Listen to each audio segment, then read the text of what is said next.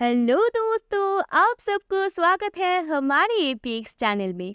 आज मैं आप सबको एक्सप्लेन करने वाली हूँ ज़ोम 100 bucket list of the dead के एपिसोड 8 के बारे में। एपिसोड के शुरू में हम लोग देखते कि रास्ते में जाती हुई एक नदी के पानी में तीनों योगा कर रहे होते।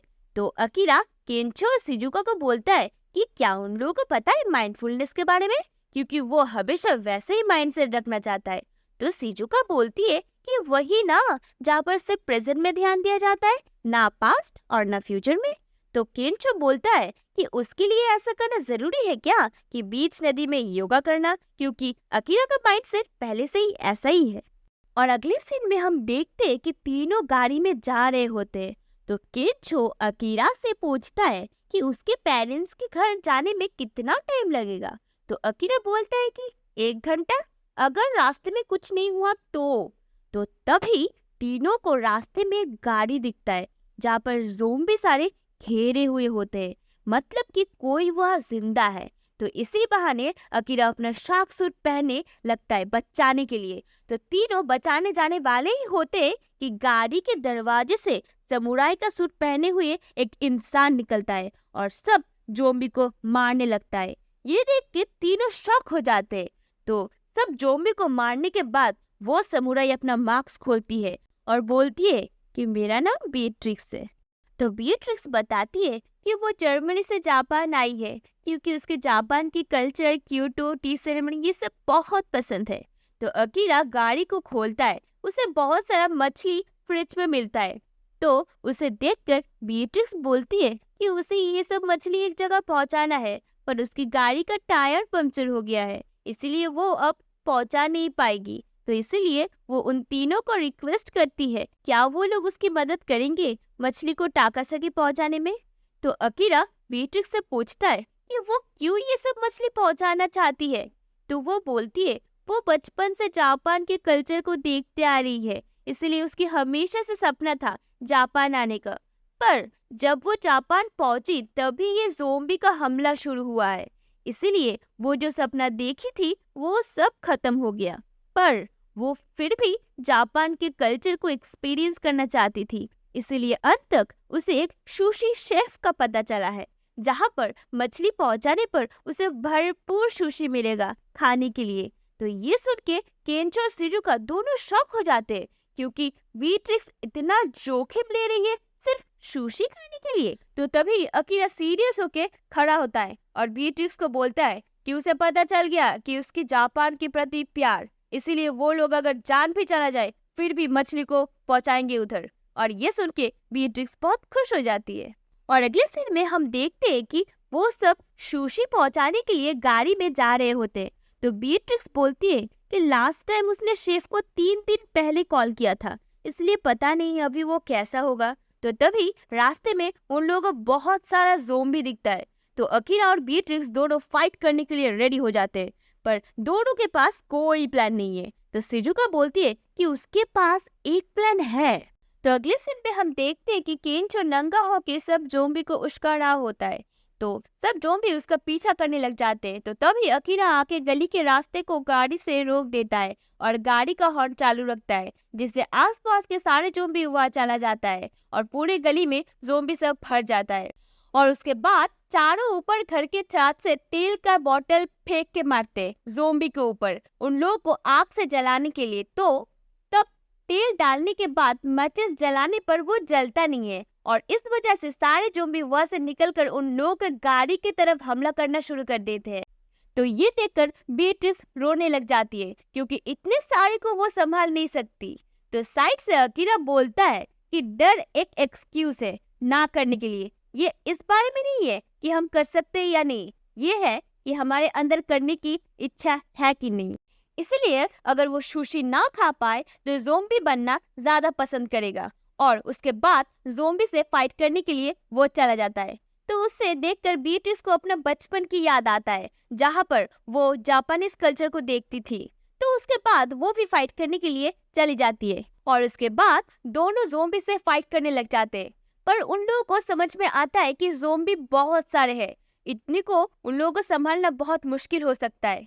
तो तभी वहाँ पर एक ड्रोन आ जाता है, जहाँ पर माइक लगा रहता है, जो कि शिजुका का बैकअप प्लान है। तो ड्रोन की आवाज की वजह से सब ज़ॉम्बी ड्रोन की तरफ भागने लगते हैं, जिससे दोनों बच जाते हैं। और उसके बाद केंचो उन पर आग फेंक देता है, जिससे सभी ज़ॉम्बी जल जाता है। तो ये देखकर सभी खुश हो जाते हैं, क्योंकि वो लोग अब पेट भर के सुशी खा सकते हैं। और अगले सीन में हम लोग देखते हैं कि वो चारों सुशी खा रहे होते हैं, जो कि बहुत टेस्टी होता है। तो शेफ बोलता है वो 30 साल से सुशी बना रहा है और वो बहुत खुश है, क्योंकि पूरी दुनिया में इतना कुछ होने के बाद भी वो लोग उसके सुशी खाने के लिए आए हैं, इसलिए जितना मर्जी चाहे उतना खा सकते हैं। तो साइड में बैठी बीट सुशी को टेस्ट करके बहुत खुश हो जाती है और खुशी में रोने लगती है। तो सब मिलके बीट्रिक्स को बोलते हैं वेलकम टू जापान बीट्रिक्स, और शेफ बीट्रिक्स को देखकर खुश हो जाता है और खुशी के मारे रोने लगता है, क्योंकि कोई उसके खाने के लिए रो रहा है और वो हर दिन अपना सुशी बेहतर करने के लिए काम करता है, उसके बच्चे की शादी में भी और उसके वाइफ की डेथ के दिन भी, पर इतना खुश कभी नहीं हुआ है। इसलिए वो खुशी से बोलता है कि वो लोग शायद उसका लास्ट कस्टमर है, इसलिए वो लोग जितना चाहे उतना सुशी खा सकते हैं। और अगले सीन में देखते कि तीनों गाड़ी में बैठे धूप में जा रहे होते, तो सबको गर्मी की वजह से नहाने का मन करता है, इसीलिए चारों हॉट स्प्रिंग पहुंच जाते हैं और सब हॉट स्प्रिंग को देख के खुश हो जाते हैं। तो इसको देखकर बीट्रिक्स हॉट स्प्रिंग के बारे में बोलने लगती है कि जापानीज हॉट स्प्रिंग इतना फेमस क्यों है, और बोलती है कि ऐसा माना जाता है कि हॉट स्प्रिंग सब ठीक कर सकता है, पर लव सिकनेस भी ठीक कर सकता। तो अकीरा ये सुन के शिजुका की तरफ देखता है और बोलता है ये जगह डेट में घूमने के लिए अच्छा है ना शिजुका। तो शिजुका बोलती है कि डेट टाइम वेस्ट है, और उससे अच्छा वो टाइम किसी स्किल सिखाने में बीता है, जिससे कि एक्सपीरियंस भी मिलेगा और पैसा भी कमा पाएगी। तो ये सुन के अकीरा बोलता है कि उसके लिए अगर उसके साथ कोई होगा तो लाइफ और मजेदार होगा, क्योंकि उसके लिए वो हार्ड वर्क करेगा। तो ये सुन के शिजुका बोलती है कि ये सब बकवास है, क्योंकि ऐसा भी हो सकता है कि दूसरा पर्सन उतना लव बैक ना करे, इसीलिए लव एक फालतू इन्वेस्टमेंट है टाइम वेस्ट करने का।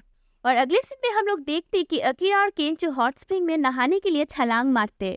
तो उन लोगों को देखकर शिजुका वुमेन्स बात में जानी ही वाली होती है कि बीट्रिक्स आके बोलती है कि वुमेन्स बात में पानी नहीं है। तो ये सुनकर शिजुका दुखी हो जाती है, पर बीट्रिक्स बिना कुछ हिचकिचाए लड़कों के साथ नहाने के लिए जाने ही वाली होती है कि पानी के अंदर से बहुत सारे ज़ॉम्बी निकलने लगते हैं।